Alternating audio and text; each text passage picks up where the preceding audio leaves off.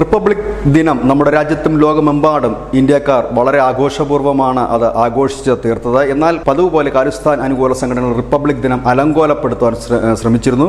ബ്രിട്ടനിലെ Indian high commission പുറത്ത് ഖാലിസ്ഥാനി സംഘടനകൾ സംഘടിക്കുകയും ഇന്ത്യ വിരുദ്ധ മുദ്രാവാക്യം പറയുകയും പതാകയെ അപമാനമുണ്ടാക്കുന്ന രീതിയിൽ പെരുമാറാനും മറ്റും തുടങ്ങിയതോടുകൂടി പ്രവാസികളായ ഇന്ത്യക്കാർ സംഘടിക്കുകയും ഭാരത് മാതാ കി ജയ് വിളിക്കുകയും ഖാലിസ്ഥാനികൾ കള്ളന്മാരാണെന്ന് തുറന്നു പറഞ്ഞുകൊണ്ട് അനവധി പ്രവാസികൾ തടിച്ചതുകൂടി അവരുടെ ഒരു പ്രതിഷേധം കനക്കുകയായിരുന്നു. പ്രതിഷേധം കയ്യാങ്കളുടെ പക്കത്തെത്തുമെന്ന് കണ്ടതോടുകൂടി ഖാലിസ്ഥാൻ അനുകൂല സംഘടനകൾ കളം കാലിയാക്കുകയായിരുന്നു. ഏതായാലും പ്രവാസികളായ ഇന്ത്യക്കാർ പറയുന്നത് തങ്ങളുടെ രാജ്യത്തിനെ അപമാനിക്കുന്നത് കണ്ടു നിൽക്കാൻ കഴിയില്ല, അത് മരണം വരെ തങ്ങൾ അതിനെതിരെ പോരാടുക തന്നെ ചെയ്യും എന്ന് പറയുന്നു. ഒപ്പം തന്നെ നമുക്കറിയാം, കഴിഞ്ഞ ദിവസങ്ങളിലൊക്കെ കങ്കണ റാവത്തിൻ്റെ എമർജൻസി എന്ന് പറയുന്ന ചിത്രം പ്രദർശിപ്പിച്ച ചില തിയേറ്ററുകൾക്ക് നേരെ ഈ ഖാലിസ്ഥാൻ സംഘടനകൾ വലിയ രീതിയിലുള്ള ആക്രമണം അഴിച്ചുവിട്ടിരുന്നു. ഇതിനെതിരെ ഇന്ത്യ ഒരു ശക്തമായ പ്രതിഷേധമാണ് ഉയർത്തിയിരിക്കുന്നത്. ഇന്ത്യ പറയുന്നത് ഇന്ത്യൻ ഹൈക്കമ്മീഷൻ ഓഫീസുകൾക്ക് നേരെയും ഒപ്പം തന്നെ ഈ പറയുന്ന തിയേറ്ററുകൾക്ക് നേരെയും ഒക്കെ നടക്കുന്ന ആക്രമ സംഭവങ്ങൾ ഒറ്റപ്പെട്ടതാണ് എന്ന്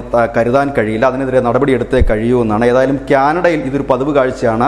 നമ്മളുടെ സ്വാതന്ത്ര്യ ദിനത്തിൻ്റെ അന്നും റിപ്പബ്ലിക് ഡേയുടെ അന്നുമൊക്കെ ഈ ഖാലിസ്ഥാനികൾ ഇതുപോലുള്ള പേക്കൂത്തരങ്ങൾ കാണിക്കുന്നത്. പക്ഷേ ബ്രിട്ടനിലേക്ക് അതുപോലുള്ളൊരു പേക്കൂത്തരവുമായി എത്തിയ ഖാലിസ്ഥാനികൾക്കാണ് ഇന്ത്യക്കാർ ചുട്ട മറുപടി നൽകിയത്. ഏതായാലും വലിയ ശക്തമായ രീതിയിലുള്ളൊരു പ്രതിഷേധം നേരിടാനാവാതെയാണ് ഖാലിസ്ഥാനി സംഘടനകൾ അവിടെ നിന്ന് പിന്നാക്കം പോകേണ്ടി വന്നത്. കാനഡയിലും മറ്റുമൊക്കെ ഈ പ്രതിഷേധിക്കുന്നവരോട് എതിർത്ത് നിൽക്കുന്ന ഒരു രീതിയാണ് ഖാലിസ്ഥാൻ സംഘടനകൾ അവലംബിച്ചതെങ്കിൽ ബ്രിട്ടനിൽ അതിന് ചെറിയ മാറ്റം വന്നു തുടങ്ങിയെന്ന് വേണം ഇതിൽ നിന്ന് അനുമാനിക്കാൻ. News desk news India Malayalam.